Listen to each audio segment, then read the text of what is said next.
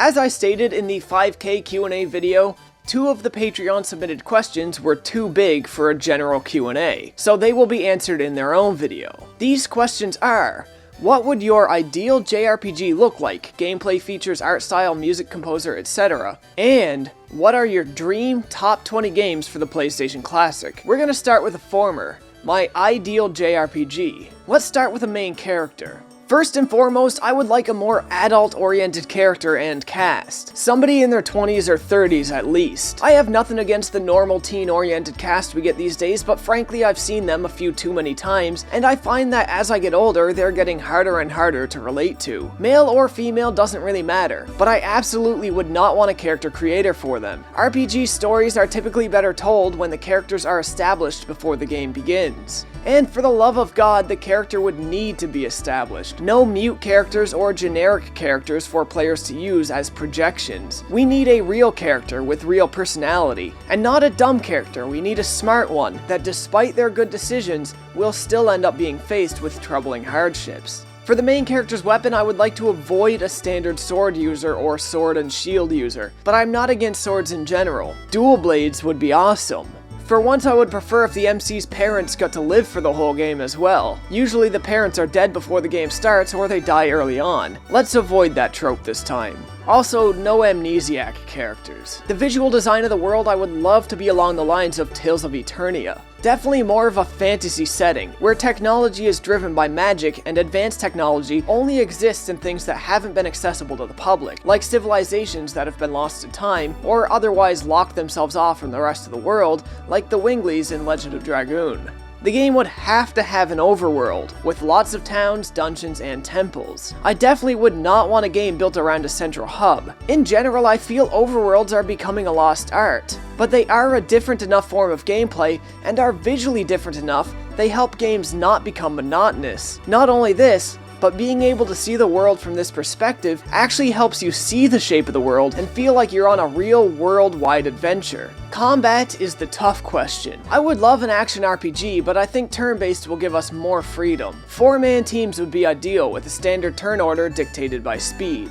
Battles would be cool to involve a sense of space as well, so maybe they would take place in an arena like the Legend of Heroes Trails in the Sky. Of course, we'd have our basic functions like items, attack, move, and defend, but defense should have a secondary purpose. I'd lift this from Legend of Dragoon, where defending can give you a small health recovery, and maybe a smaller MP recovery to go along with it. When getting attacked, I'd lift time defense from Paper Mario Thousand Year Door. At the moment of impact, you hit a button and reduce the damage taken by an enemy's attack, and this would stack with your normal defend action for greater reduction. But maybe we can take this a step further, and add an even harder to hit prompt for counterattacks, allowing you to choose between the easier to hit timed defenses or the harder to hit timed counters. When you attack, I'd like a real-time mechanic that works just the same. Magic and special attacks would of course be involved, but who gets what spells would not be in the player's control, as to better help balance the teams. I would love social links to exist,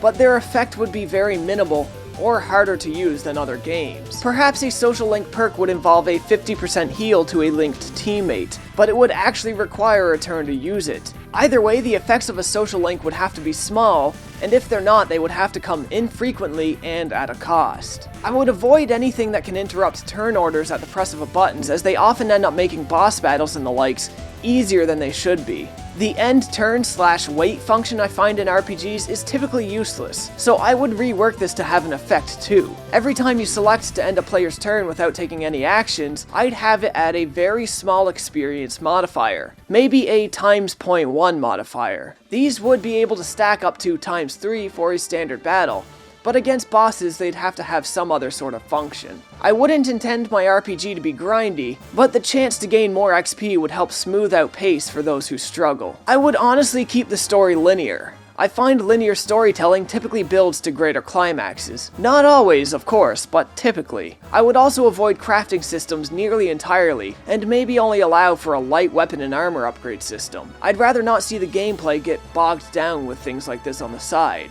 There wouldn't be a quest log for the game at all, and no place to go like a job board to pick up side quests. Side quests would happen organically by talking to NPCs, but won't actually interrupt the main story. Nothing will let you know you've started one, you can just help out NPCs as you see fit. A guild for hunting special monsters a la Tales of Berseria would be cool though, but I'd put maybe only 10 of them in the whole game, and make sure they are unique, tough monsters, enemies that you would more than likely have to come back to kill later when you're stronger. I guess I would go for something more akin to the Giganto monsters in Tales of Vesperia over what Berseria done. While I would love the art style to look something like Vagrant's story, as I find that art style is woefully underutilized, I fear it probably wouldn't mesh with the other design choices. So if we're not going with a relatively generic anime art style, I would like something sprite-based, or at the very least, cel-shaded.